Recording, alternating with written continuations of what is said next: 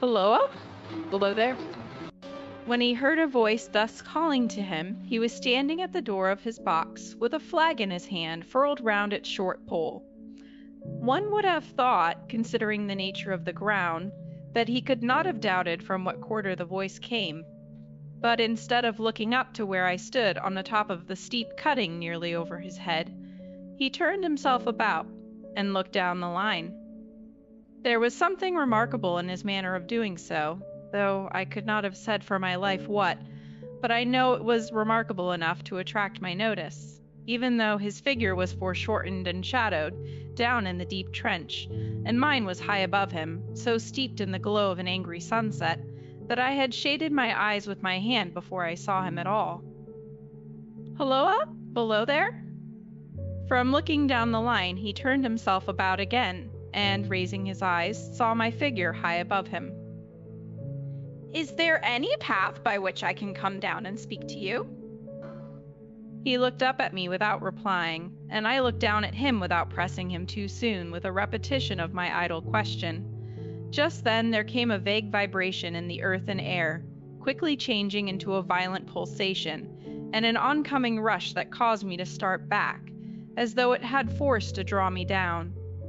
When such vapor as rose to my height from this rapid train had passed me, and was skimming away over the landscape, I looked down again and saw him refurling the flag he had shown while the train went by.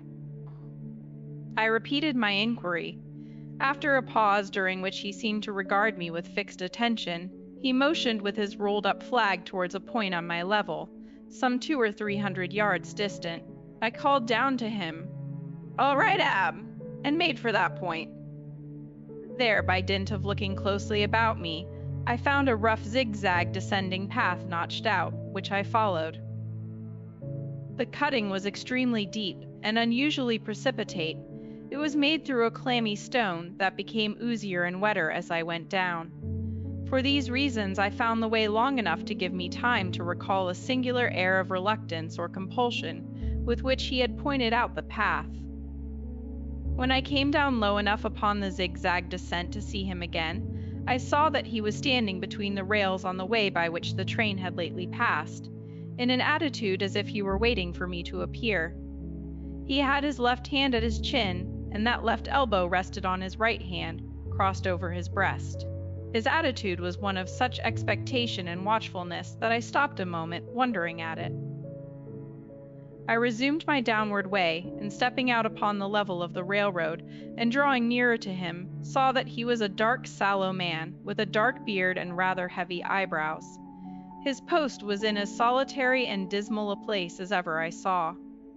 On either side a dripping wet wall of jagged stone, excluding all view but a strip of sky, the perspective one way only a crooked prolongation of this great dungeon, the shorter perspective in the other direction, terminating in a gloomy red light, and the gloomier entrance to a black tunnel, in whose massive architecture there was a barbarous, depressing, and forbidding air. So little sunlight ever found its way to this spot, that it had an earthy, deadly smell, and so much cold wind rushed through it, that it struck chill to me, as if I had left the natural world. Before he stirred, I was near enough to him to have touched him. Not even then removing his eyes from mine, he stepped back one step and lifted his hand. This was a lonesome post to occupy, I said, and it had riveted my attention when I looked down from up yonder. A visitor was a rarity, I should suppose not an unwelcome rarity, I hoped. In me he merely saw a man who had been shut up within narrow limits all his life, and who, being at last set free, had a newly awakened interest in these great works. To such purpose I spoke to him, but I am far from sure of the terms I used for. Besides that I am not happy in opening any conversation, there was something in the man that daunted me. He directed a most curious look towards the red light near the tunnel's mouth, and looked all about it, as if something were missing from it, and then looked at me.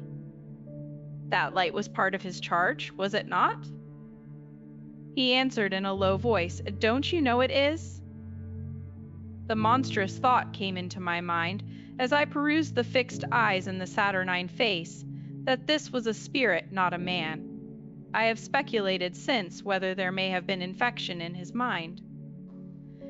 In my turn, I stepped back, but in making the action, I detected in his eyes some latent fear of me. This put the monstrous thought to flight. "You look at me?" I said, forcing a smile, "as if you had a dread of me." "I was doubtful," he returned, "whether I had seen you before." "Where?" He pointed to the red light he had looked at. "There?" I said. Intently watchful of me, he replied, but without sound. "Yes." "My good fellow, what should I do there? However, be that as it may, I never was there, you may swear." "I think I may," he rejoined. "Yes, I am sure I may." His manner cleared like my own. He replied to my remarks with readiness and in well-chosen words. Had he much to do there? Yes, that was to say, he had enough responsibility to bear, but exactness and watchfulness were what was required of him, and of actual work manual labor he had next to none. To change that signal, to trim those lights, and to turn this iron handle now and then, was all he had to do under that head. Regarding those many long and lonely hours of which I seemed to make so much, he could only say that the routine of his life had shaped itself into that form, and he had grown used to it. He had taught himself a language down here, if only to know it by sight, and to have formed his own crude ideas of its pronunciation could be called learning it. He had also worked at fractions and decimals, and tried a little algebra, but he was, and had been as a boy, a poor hand at figures. Was it necessary for him when on duty always to remain in that channel of damp air, and could he never rise into the sunshine from between those high stone walls? Why, that depended upon times and circumstances. Under some conditions there would be less upon the line than under others, and the same held good as to certain hours of the day and night. In bright weather he did choose occasions for getting a little above these lower shadows, but, being at all times liable to be called by his electric bell, and at such times listening for it with redoubled anxiety, the relief was less than I would suppose. He took me into his box, where there was a fire, a desk for an official book in which he had to make certain entries, a telegraphic instrument with its dial face and needles, and the little bell of which he had spoken. On my trusting that he would excuse the remark that he had been well educated, and I hoped I might say without offense perhaps educated above that station, he observed that instances of slight incongruity in such wise would rarely be found wanting among large bodies of men, that he had heard it was so in workhouses, in the police force, even in that last desperate resource, the army, and that he knew it was so, more or less, in any great railway staff. He had been, when young if I could believe it, sitting in that hut, he scarcely could, a student of natural philosophy, and had attended lectures, but he had run wild, misused his opportunities, gone down, and never risen again. He had no complaint to offer about that. He had made his bed, and he lay upon it. It was far too late to make another. All that I have here condensed, he said in a quiet manner, with his grave dark regards divided between me and the fire. He threw in the word sir from time to time, and especially when he referred to his youth, as though to request me to understand that he claimed to be nothing but what I found him. He was several times interrupted by the little bell, and had to read off messages and send replies. Once he had to stand without the door, and display a flag as a train passed, and make some verbal communication to the driver. In the discharge of his duties, I observed him to be remarkably exact and vigilant, breaking off his discourse at a syllable, and remaining silent until what he had to do was done. In a word, I should have set this man down as one of the safest of men to be employed in that capacity, but for the circumstance that while he was speaking to me he twice broke off with a fallen color, turned his face towards the little bell when it did not ring, opened the door of the hut which was kept shut to exclude the unhealthy damp, and looked out towards the red light near the mouth of the tunnel. On both of those occasions he came back to the fire with the inexplicable air upon him which I had remarked, without being able to define, when we were so far asunder. Said I, when I rose to leave him, "You almost make me think that I have met with a contented man." I am afraid I must acknowledge that I said it to lead him on. "I believe I used to be so," he rejoined, in the low voice in which he had first spoken, "but I am troubled, sir, I am troubled." He would have recalled the words if he could. He had said them, however, and I took them up quickly. "With what? What is your trouble?" "It is very difficult to impart, sir. It is very, very difficult to speak of. If ever you make me another visit, I will try to tell you." "But I expressly intend to make you another visit. Say, when shall it be?" "I go off early in the morning, and I shall be on again at 10 tomorrow night, sir." "I will come at 11. He thanked me and went out at the door with me. "I'll show my white light, sir," he said in his peculiar low voice, "till you have found the way up. When you have found it, don't call out. And when you are at the top, don't call out." His manner seemed to make the place strike colder to me, but I said no more than, "Very well." "And when you come down tomorrow night, don't call out. Let me ask you a parting question. What made you cry, Halloa, below there?" "Tonight?" "Heaven knows," said I. "I cried something to that effect." "Not to that effect, sir. Those were the very words. I know them well." "Admit those were the very words. I said them, no doubt, because I saw you below." "For no other reason?" "What other reason could I possibly have?" "You had no feeling that they were conveyed to you in any supernatural way?" "No." He wished me good night and held up his light. I walked by the side of the down line of rails with a very disagreeable sensation of a train coming behind me, until I found the path. It was easier to mount than to descend, and I got back to my inn without any adventure. Punctual to my appointment, I placed my foot on the first notch of the zigzag next night, as the distant clocks were striking 11. He was waiting for me at the bottom, with his white light on. "I have not called out," I said, when we came close together. "May I speak now?" "By all means, sir. Good night, then, and here's my hand." "Good night, sir, and here's mine." With that we walked side by side to his box, entered it, closed the door, and sat down by the fire. "I have made up my mind, sir," he began, bending forward as soon as we were seated, and speaking in a tone but a little above a whisper, "that you shall not have to ask me twice what troubles me. I took you for someone else yesterday evening. That troubles me." "That mistake?" "No, that's someone else." "Who is it?" "I don't know." "Like me?" "I don't know. I never saw the face. The left arm is across the face and the right arm is waved, violently waved, this way." I followed his action with my eyes, and it was the action of an arm gesticulating, with the utmost passion and vehemence, "For God's sake, clear the way." "One moonlight night," said the man, "I was sitting here, when I heard a voice cry, 'Halloa, below there.' I started up, looked from that door, and saw this someone else standing by the red light near the tunnel, waving as I just now showed you. The voice seemed hoarse with shouting, and it cried, 'Look out! Look out!' And then again, 'Halloa, below there! Look out!' I caught up my lamp, turned it on red, and ran towards the figure, calling, 'What's wrong? What has happened? Where?' It stood just outside the blackness of the tunnel.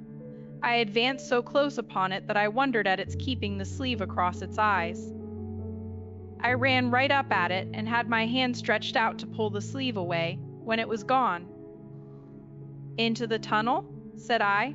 "No." "I ran on into the tunnel 500 yards. I stopped and held my lamp above my head and saw the figures of the measured distance, and saw the wet stains stealing down the walls and trickling through the arch. I ran out again faster than I had run in, for I had a mortal abhorrence of the place upon me, and I looked all round the red light with my own red light, and I went up the iron ladder to the gallery atop of it, and I came down again and ran back here. I telegraphed both ways. 'An alarm has been given. Is anything wrong?' The answer came back, both ways, 'All well.' Resisting the slow touch of a frozen finger tracing out my spine, I showed him how that this figure must be a deception of his sense of sight, and how that figures originating in disease of the delicate nerves that minister to the functions of the eye were known to have often troubled patients, some of whom had become conscious of the nature of their affliction, and had even proved it by experiments upon themselves. As to an imaginary cry, said I, do but listen for a moment to the wind in this unnatural valley while we speak so low, and to the wild harp it makes of the telegraph wires. That was all very well, he returned, after we had sat listening for a while, and he ought to know something of the wind in the wires, he who so often passed long winter nights there, alone and watching. But he would beg to remark that he had not finished. I asked his pardon, and he slowly added these words touching my arm. Within 6 hours after the appearance, the memorable accident on this line happened, and within 10 hours the dead and wounded were brought along through the tunnel over the spot where the figure had stood. A disagreeable shudder crept over me, but I did my best against it. It was not to be denied, I rejoined, that this was a remarkable coincidence, calculated deeply to impress his mind, but it was unquestionable that remarkable coincidences did continually occur, and they must be taken into account in dealing with such a subject. Though to be sure I must admit, I added, for I thought I saw that he was going to bring the objection to bear upon me, men of common sense did not allow much for coincidences in making the ordinary calculations of life. He again begged to remark that he had not finished. I again begged his pardon for being betrayed into interruptions. This, he said, again laying his hand upon my arm, and glancing over his shoulder with hollow eyes, was just a year ago. 6 or 7 months passed, and I had recovered from the surprise and shock, when one morning, as the day was breaking, I, standing at the door, looked towards the red light, and saw the specter again. He stopped with a fixed look at me. Did it cry out? No, it was silent. Did it wave its arm? No. It leaned against the shaft of the light with both hands before the face, like this. Once more I followed his action with my eyes. It was an action of mourning. I have seen such an attitude in stone figures on tombs. Did you go up to it? I came in and sat down, partly to collect my thoughts, partly because it had turned me faint. When I went to the door again, daylight was above me, and the ghost was gone. But nothing followed? Nothing came of this? He touched me on the arm with his forefinger, twice or thrice giving a ghastly nod each time. That very day, as a train came out of the tunnel, I noticed at a carriage window on my side what looked like a confusion of hands and heads, and something waved. I saw it just in time to signal the driver, "Stop!" He shut off and put his brake on, but the train drifted past here 150 yards or more. I ran after it, and, as I went along, heard terrible screams and cries. A beautiful young lady had died instantaneously in one of the compartments, and was brought in here and laid down on this floor between us. Involuntarily I pushed my chair back as I looked from the boards at which he pointed to himself. True, sir, true, precisely as it happened, so I tell it you. I could think of nothing to say, to any purpose, and my mouth was very dry. The wind and the wires took up the story with a long lamenting wail. He resumed, "Now, sir, mark this, and judge how my mind is troubled. The specter came back a week ago. Ever since it has been there now and again by fits and starts." "At the light?" "At the danger light." "What does it seem to do?" He repeated, if possible with increased passion and vehemence, that former gesticulation of, "For God's sake, clear the way." Then he went on, "I have no peace or rest for it. It calls to me for many minutes together in an agonized manner. 'Below there, look out, look out.' It stands waving to me, it rings my little bell." I caught at that. "Did it ring your bell yesterday evening when I was here, and you went to the door?"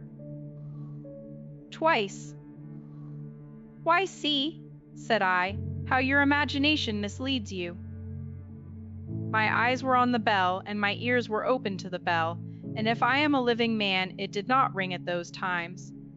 No, nor at any other time, except when it was rung in the natural course of physical things by the station communicating with you. He shook his head. I have never made a mistake as to that yet, sir. I have never confused the specter's ring with the man's. The ghost's ring is a strange vibration in the bell that it derives from nothing else, and I have not asserted that the bell stirs to the eye. I don't wonder that you failed to hear it, but I heard it. And did the specter seem to be there when you looked out? It was there both times? He repeated firmly, both times. Will you come to the door with me and look for it now? He bit his underlip as though he were somewhat unwilling, but arose. I opened the door and stood on the step while he stood in the doorway. There was the danger light, there was the dismal mouth of the tunnel, there were the high, wet stone walls of the cutting, there were the stars above them. Do you see it? I asked him, taking particular note of his face. His eyes were prominent and strained, but not very much more so, perhaps, than my own had been when I had directed them earnestly towards the same spot. No, he answered, it is not there. Agreed, said I. We went in again, shut the door, and resumed our seats. I was thinking how best to improve this advantage, if it might be called one, when he took up the conversation in such a matter-of-course way, so assuming that there could be no serious question of fact between us, that I felt myself placed in the weakest of positions. By this time you will fully understand, sir, he said, that what troubles me so dreadfully is the question, what does the specter mean? I was not sure, I told him, that I did fully understand. What is its warning against? He said, ruminating, with his eyes on the fire, and only by times turning them on me. What is the danger? Where is the danger? There is danger overhanging somewhere on the line. Some dreadful calamity will happen. It is not to be doubted this third time, after what has gone before. But surely this is a cruel haunting of me. What can I do? He pulled out his handkerchief and wiped the drops from his heated forehead. If I telegraph danger on either side of me or on both, I can give no reason for it, he went on, wiping the palms of his hands. I should get into trouble and do no good. They would think I was mad. This is the way it would work. Message, danger, take care. Answer, what danger, where? Message, don't know. But for God's sake, take care. They would displace me. What else could they do? His pain of mind was most pitiable to see. It was the mental torture of a conscientious man, oppressed beyond endurance by an unintelligible responsibility involving life. When it first stood under the danger light, he went on, putting his dark hair back from his head, and drawing his hands outward across and across his temples in an extremity of feverish distress. Why not tell me where that accident was to happen, if it must happen? Why not tell me how it could be averted, if it could have been averted? When on its second coming it hit its face, why not tell me, instead, she is going to die? Let them keep her at home? If it came, on those two occasions, only to show me that its warnings were true, and so to prepare me for the third, why not warn me plainly now? And I, Lord help me, a mere poor signalman on this solitary station, why not go to somebody with credit to be believed, and power to act? When I saw him in this state, I saw that for the poor man's sake, as well as for the public safety, what I had to do for the time was to compose his mind.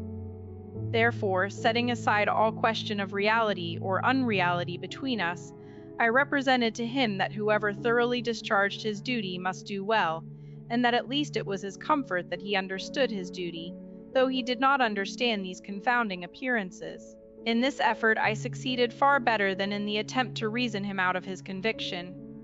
He became calm, the occupations incidental to his post, as the night advanced began to make larger demands on his attention, and I left him at 2 a.m. I had offered to stay through the night, but he would not hear of it. That I more than once looked back at the red light as I ascended the pathway, that I did not like the red light, and that I should have slept but poorly if my bed had been under it, I see no reason to conceal. Nor did I like the 2 sequences of the accident and the dead girl. I see no reason to conceal that either. But what ran most in my thoughts was the consideration how ought I to act, having become the recipient of this disclosure. I had proved the man to be intelligent, vigilant, painstaking, and exact, but how long might he remain so, in his state of mind?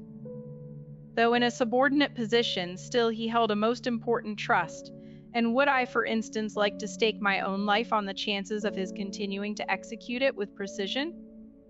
Unable to overcome a feeling that there would be something treacherous in my communicating what he had told me to his superiors in the company, without first being plain with himself and proposing a middle course to him, I ultimately resolved to offer to accompany him, otherwise keeping his secret for the present, to the wisest medical practitioner we could hear of in those parts, and to take his opinion. A change in his time of duty would come round next night, he had apprised me, and he would be off an hour or two after sunrise, and on again soon after sunset. I had appointed to return accordingly. Next evening was a lovely evening, and I walked out early to enjoy it. The sun was not yet quite down when I traversed the field path near the top of the deep cutting. I would extend my walk for an hour, I said to myself, half an hour on and half an hour back, and it would then be time to go to my signalman's box. The nameless horror that oppressed me passed in a moment, for in a moment I saw that this appearance of a man was a man indeed, and that there was a little group of other men, standing at a short distance, to whom he seemed to be rehearsing the gesture he made. The danger light was not yet lighted.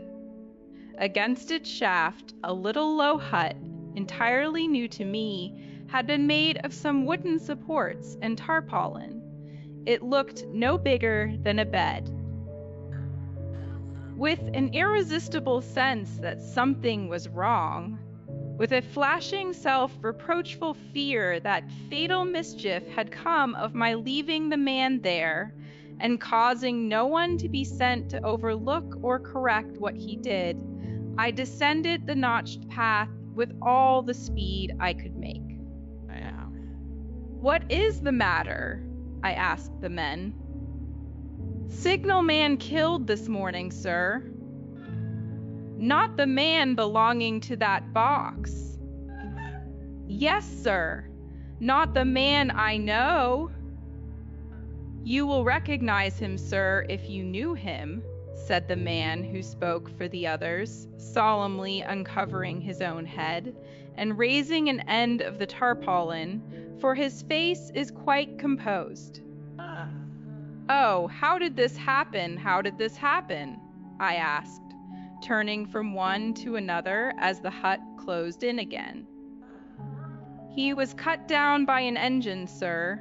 No man in England knew his work better. But somehow he was not clear of the outer rail. It was just at broad day. He had struck the light and had the lamp in his hand.